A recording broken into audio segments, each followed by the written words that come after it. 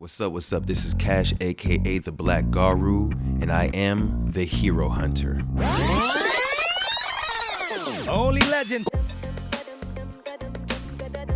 Alright, clearly I'm surrounded by false heroes, but it's all good because I'm here with Black History Haymakers. Who's first? What, nationalists then? Well, no, George Washington was a slave owner. Was George Washington a slave owner? So will George Washington now lose his status? Are we going to take down, are we going to take down statues to George Washington? Nah, we're not here to take down statues. We're here to take down fake heroes.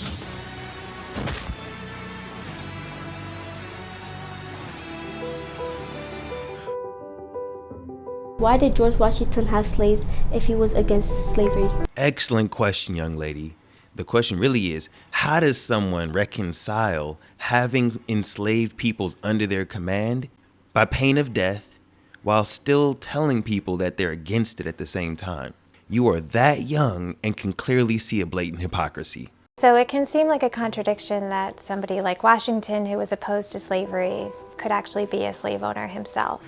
And that was a contradiction that Washington recognized during his lifetime. He was quite aware that there was some hypocrisy involved in that. Hypocrisy involved? You mean he was a hypocrite? How was he opposed to slavery if it's something he did till the day he died? That is the least opposed to something you can ever be.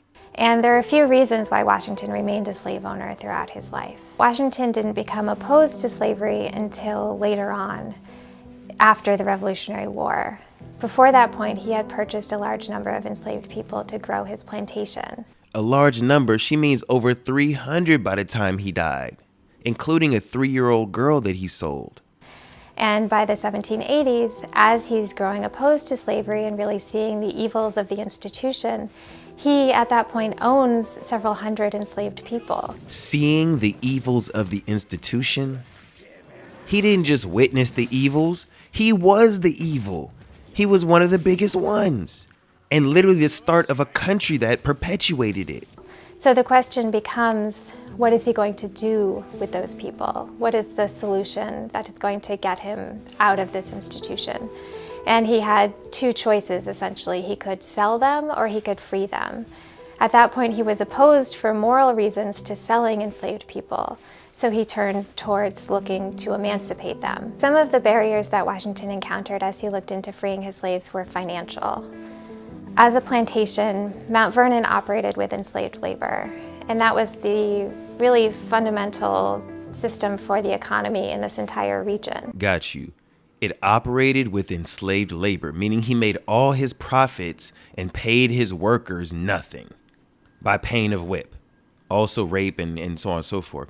That it was a fundamental system for the economy. What you mean to say is that America, since its inception, since its first founding father and president, has been built off of slave labor. And Washington knew that if he were to free his slaves, he would have to find another way to operate his plantation and another way to provide income for himself and for his family. And that might have necessitated really changing the way that he lived and potentially sacrificing a lifestyle that he had become accustomed to. Sacrificing a lifestyle he'd become accustomed to. You got to lay that out for the children, though. What were George Washington's teeth made of? What were Washington's teeth made out of? Well, everybody knows that Washington had wooden teeth, except he didn't. We have one full set that survives here in the collection at Mount Vernon, and it is made from a combination of animal teeth and human teeth and some elephant ivory that has been carved into the shape of one tooth. The animal teeth are coming from probably cows and horses and have been sort of filed down to the proper shape for a human mouth. You're talking about him taking the teeth out of healthy people without anesthetic to try to implant them into his own face. We need to stop lying about this wooden teeth-ish. All right? You need to talk about sacrificing his lifestyle of being able to kick his feet up on a black person's back when he needs to rest his feet. Or selling, like I said earlier, 3-year-old children to other people. You said he was against selling his enslaved folks to free them? Selling them would have just been pushing it down the line. That's not taking responsibility. Emancipation is taking responsibility. He was being evil. That is the lifestyle he did not want to sacrifice. The same way people argue sometimes today about white privilege. Were my children free with me as well? Let us suppose that they were. I have not given very much thought to it, as most times I imagine my life would end with me being in bondage. The first thing that I might do if I were free would be able to go up to Alexandria throughout the week and not just at slave market on Sundays. As he's considering freeing his slaves, doesn't seem to be willing to make a huge financial sacrifice. Yeah, because the niggas is taking their plates away. Washington, while he was quite wealthy in terms of land and other property, he actually didn't have a lot of cash. And so he would have had to come up with some way to get the money to finance an emancipation. He actually didn't have a lot of cash? I gotta stop you right there. 67 years he did no work and made all the profit. Plus he was in the military. What? How can somebody... So you're telling me George Washington was broke? All that over 300 people owned to be broke? I don't get it. And he did look into several ways of doing that by either renting or selling some of his land, but he wasn't able to find a solution that he really found acceptable. That he actually didn't own about half of the enslaved people who were here at Mount Vernon. They were actually owned by the estate of Martha Washington's first husband. Just come out the front and say it. White women had a role in enslavement. Many of them came with enslaved peoples as a part of their dowry. Many of them, as white women, outlived their white husbands who died from disease early on. So they would live a healthy lifestyle just with a few enslaved peoples. They wrote a lot of laws on how to punish enslaved peoples. Y'all got to read the book, They Were Her Property.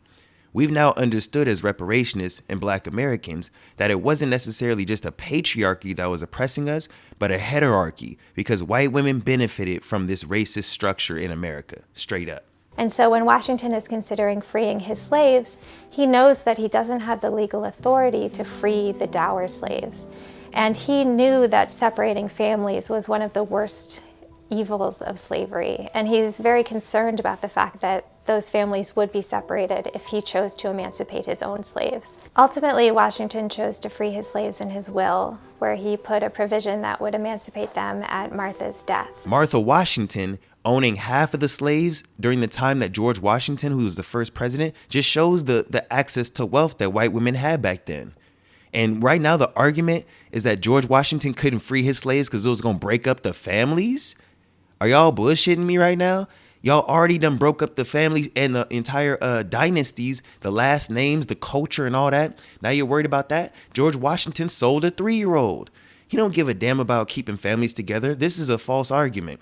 She's trying to make it seem like George Washington was so benevolent, he didn't want to free his slaves because it was going to break up the enslaved families. That is bullshit. Matter of fact, freeing half of them would have helped half them out overnight from being raped. They could have saved money and bought their own family members and freed them themselves. And waiting until after both he and his wife died solved his financial issue, because it meant that his estate could provide for the freed slaves. It didn't solve the issue of family separation, however, as the dower slaves remained in bondage after Martha died, even as their Washington family members went free. Pause. So she's saying that they still separated the families, even though that was his intention, was to keep them together, so quote unquote. His intention was to keep the families that were created from him having enslaved folks, over 150, and her marrying him with slaves from a previous marriage of over 150. These two commingled and created brand new families on the Washington estate. And George Washington said he didn't want to free his half of the slaves because it was going to break up the families. But now she's telling us that they still broke up the families even after Martha's death because she retained ownership of her half. She didn't care what George Washington fought for, what he argued, that he was against slavery and wanted to free his peoples, because she wasn't freeing shit. So they still broke up the families. So as you can see, Washington really grappled with a lot of issues as he was growing more opposed to slavery over the course of his life. And he did make efforts to remove himself from the institution of slavery, and he considered freeing his slaves before he died, but he wasn't able to come up with a solution that he was happy with until after his death. Ultimately, George Washington was so against slavery, so ready to free his slaves, that he said, y'all niggas is free after my wife dies. Does that make any sense to anybody? How can you be against slavery so much that you start a whole country based on it, that your entire lifestyle is based on it, that you don't free them until after you die, and not even after you die, but after someone else dies? They got to stay working until after she's gone? That's crazy, man. Damn George Washington. So in conclusion, we don't want no statues taken down. We want lies to stop being told. Why were we taught about this man?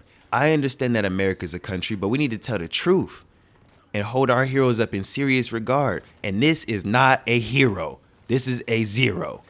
How about Thomas Jefferson? What do you think of Thomas Jefferson? You like him? I do. Okay, good. Are we going to take down the statue? Because he was a major slave owner. Now we're going to take down his statue.